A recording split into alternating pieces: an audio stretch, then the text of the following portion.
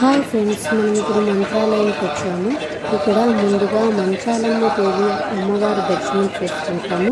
ఇక్కడ గుడి ప్రాంగణం అంతా చూస్తే మనకు అన్ని దేవతా స్వరూపాలతో ఇక్కడ మనకి ఆలయం అంతా మనకి కృష్ణుడు, రాముడు, వెంకటేశ్వరుడు, పండరీనాథుడు ఎన్నో దేవతా స్వరూపాలతో మనకి ఇక్కడ ప్రాంగణంలో కనిపిస్తుంటాయి.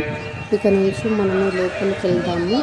గుడి లోపలికి వెళ్తుంటే మనం ఈ గోపురం కింద శ్రీ రాఘవేంద్ర స్వామి సజీవ సమాధి అయ్యి భక్తులకు కోరిన కోరికలు తీరుస్తున్నాడు. ఇటు పక్కన ఇదంతా ఆలయము. ఈ ఆలయం ఇటు పక్కన వెండి విగ్రహాలతో శ్రీ రాఘవేంద్ర స్వామి కళాస్వరూపుడు. తను వీణ కూడా వాయించేవాడట. ఇటు చూస్తే ఇది వెండి వీణ.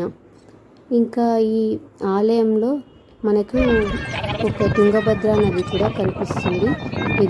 ఇక్కడ భక్తులు స్నానమాచరించి తన పాపాలన్నీ తొలగిపోతాయని భక్తుల నమ్మకము. జై శ్రీ రాఘవేంద్ర స్వామియే నమః. జై శ్రీ రాఘవేంద్ర స్వామియే నమః.